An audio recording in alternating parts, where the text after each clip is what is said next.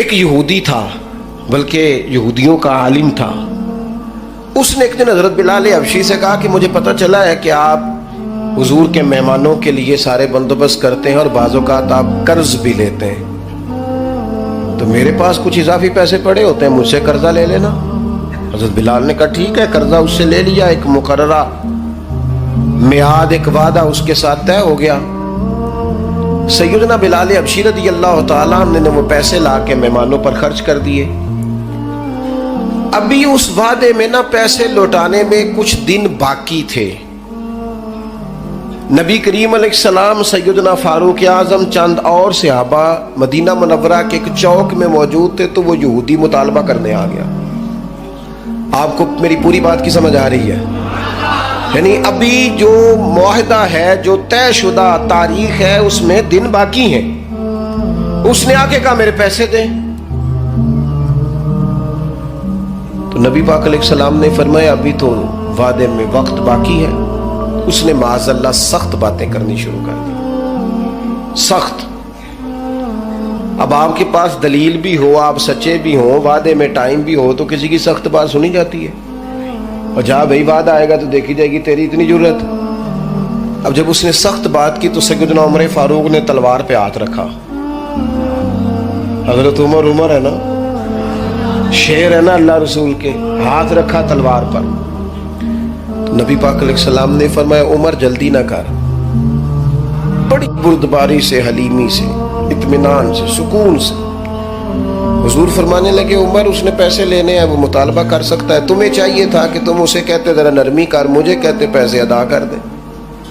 حضور فرمانے لگے اب اس طرح کرو، اس کے ساتھ جاؤ، فلاں جگہ کھجوریں پڑی ہیں، جتنا اس کا قرض ہے اتنی کھجوریں تول کے دے دو، اور یہ جو تم نے تلوار پہ ہاتھ رکھا ہے نا، اسے ڈرایا ہے، تھوڑی کھجوریں زیادہ بھی دے دینا. آپ کا بردبار ہونا، حلیم الطبع ہونا، مزاج میں ٹھہراؤ ہونا، سکون ہونا، یہ بڑا بندے کو نا وفادار بنا دیتا ہے. آپ ہر شخص کے لیول پہ اتر کر جھگڑا نہ کریں. میں نے دیکھا ہے سیانا بیانا آدمی بچوں کے ساتھ بحث کر رہے ہیں، سمجھدار آدمی ہو کے ایک نادان سے گفتگو کر رہا ہے. میں نے شاید پہلے بھی آپ سے کہا تھا کہ میرا ایک فتویٰ ہے، اس سے اختلاف بھی کیا جا سکتا ہے. میرا فتویٰ یہ ہے کہ میاں بیوی کے جھگڑے میں اکثر قصور میاں صاحب کا ہوتا ہے. ہو گئے ہونا ناراض، لگ پہ ہونا پورا نا. ہاں میں نے پتا سی یہ جتنے ہی فتویٰ دیتے اتنے ہی حال ہویا ہے. میاں بیوی کے جھگڑے میں نا زیادہ تر غلطی میاں صاحب کی ہوتی ہے. کیوں بھلا؟ اس لیے کہ عورت بیچاری کی عقل ناقص ہے، اس کی آدھی ہے، وہ پورا سوچنا بھی چاہے تو شعوری طاقت اتنی بلند نہیں. تو میاں صاحب کی تو پوری ہے نا، تو پھر جھگڑا ختم کس نے کرنا تھا؟ تو جی میاں صاحب آکن تینوں آج ٹھیک کر کے ہی چھٹ رہے، تو یہ تو غلط بات ہے نا بھائی. آپ یہ دیکھیں کہ اللہ تبارک و تعالیٰ نے مرد کو عورت پر افسر بنایا ہے. آپ کو چاہیے تھا آپ کا حوصلہ بھی بڑا ہوتا، آپ دلیر ہوتے، بڑی ساری غلطیاں درگزر کرتے، محبت کا لہجہ اختیار کرتے. آپ کو یہ حق حاصل نہیں تھا کہ آپ بے جا سختی کرتے. آپ کی توجہ ہے میری بات پر؟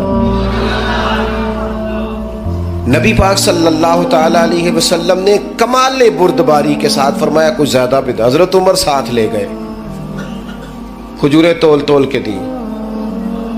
حضرت عمر کہتے ہیں اب حضور کا حکم تھا، تھوڑی زیادہ بھی دی. لیکن وہ سیدنا عمر کے مزاج میں جلال تھا. فرماتے ہیں وہ مجھے کہنے لگا عمر ایک بات کرنی تھی. کہتے ہیں مجھے غصہ تھا، میں اس کو پر نرمی کر ہی نہیں رہا تھا. میں نے کہا جی کیا بات کرنی تھی؟ کھجوریں لیں جائیں، آپ کا کام ہو گیا. کہتے ہیں وہ کہنے لگا عمر میرے دوست میرے اوپر سختی نہ کر، میرا مسئلہ سمجھ. میں نے کہا وہ کیا؟ کہنے لگا میں یہودیوں کا عالم ہوں، تورات جانتا ہوں. میں نے نا تورات میں آخری نبی اللہ کے محبوب علیہ السلام کی جتنی شانیں پڑھی تھی نا، وہ ساری رسول پاک میں موجود ہے.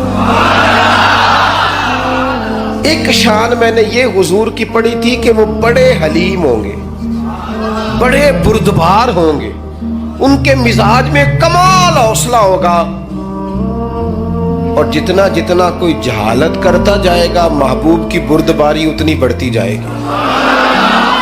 عمر میں نے جان بوجھ کے قرضہ دیا تھا، باقی ساری شانیں دیکھ لی تھی، یہ میں دیکھنا چاہتا تھا. میں نے قرضہ بھی جان بوجھ کے دیا، وقت سے پہلے بھی جان بوجھ کے آیا، سخت باتیں بھی معاذ اللہ کی، لیکن جب رسول پاک صلی اللہ علیہ وسلم کی بردباری، حوصلہ اور وفاداری دیکھی تو عمر اب تو مہربانی کرنا، مجھے لے چلنا مجھے نبی پاک سے معافی بھی لے کے دے دے اور رسول پاک کا کلمہ بھی پڑھوا دے.